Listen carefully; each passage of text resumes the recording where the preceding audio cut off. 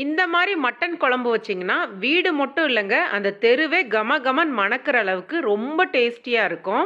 1/2 kilo mutton எடுத்துருக்கிறேன். இதில் தனி மிளகாய் தூள், மஞ்சள் தூள், இஞ்சி பூண்டு விழுது சேர்த்து நல்லா கலந்துட்டு 15 நிமிஷம் இதை ஊற வச்சிருங்க. இங்கே மசாலா அரைக்கிறதுக்கு கடாயில் 1 டீஸ்பூன் எண்ணெய் சேர்த்து கிராம்பு ஏலக்காய் சேர்த்து பொரிஞ்சதுக்கு அப்புறமா 1 டேபிள் ஸ்பூன் நாட்டு கொத்தமல்லி விதை, 1/2 டீஸ்பூன் சோம்பு, சீரகம், மிளகு சேர்த்து நல்லா வாசனை வர அளவுக்கு வறுத்ததுக்கு அப்புறமா ஒரு 7-8 சின்ன வெங்காயம் சேர்த்து நல்லா வதக்கி எடுத்துக்கோங்க. இதோடவே முந்திரி பருப்பு, கசகசா, 2 காஷ்மீர் மிளகாய் சேர்த்து இது நல்லா வறுப்பட்டதுக்கு அப்புறமா கேஸ் ஆஃப் பண்றதுக்கு முன்னாடி 1/2 கப் துருவன தேங்காய் சேர்த்து நல்லா வதக்கிட்டு இதை அரைச்சி விழுதா எடுத்துக்கோங்க. இங்கே ஒரு குக்கர்ல நல்லெண்ணெய் சேர்த்துக்கிறேன். பிரியாணி இலை, வாசனை பொருள்லாம் சேர்த்ததுக்கு அப்புறமா பச்சை மிளகா, வெங்காயம் சேர்த்து நல்லா வதக்கி எடுத்துக்கோங்க.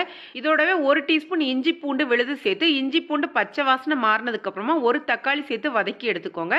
இப்போ ஊற வச்சிருக்க மட்டனையும் இதோட சேர்த்து நல்லா வதக்கி எடுக்கும் போது மட்டன்ல இருந்து தண்ணி வெளியேறும். தண்ணி எல்லாம் நல்லா வத்துனதுக்கு அப்புறமா நம்ம அரைச்சி வச்சிருக்க மசாலா விழுதும் கூடவே இதோட தனி மிளகாய் தூள், உப்பு தேவையான அளவு சேர்த்து நல்லா கலந்துட்டு குழம்புக்கு தேவையான அளவு தண்ணி சேர்த்து கொதி வந்ததுக்கு அப்புறமா குக்கரை மூடி வச்சு மட்டன் நல்லா வேகிற அளவுக்கு வேக வச்சு எடுத்துக்கோங்க. குழம்பு கொஞ்சம் தண்ணியா இருந்தா இதை லோ ஃப்ளேம்ல வச்சு குழம்பு கொஞ்சம் திக்கார அளவுக்கு கொதிக்க வச்சு எடுத்தீங்கன்னா ரொம்ப அருமையான மட்டன் குழம்பு தயாராயிருச்சு. சுட சுட இட்லியோட சாப்பிடும் போது ரொம்ப அருமையா இருக்கும். கண்டிப்பா இந்த வீக்கெண்டே இதை ட்ரை பண்ணி பார்த்துட்டு கமெண்ட் பண்ணுங்க. வீடியோ பிடிச்சிருந்துச்சா லைக் பண்ணுங்க, ஷேர் பண்ணுங்க. நன்றி, வணக்கம்.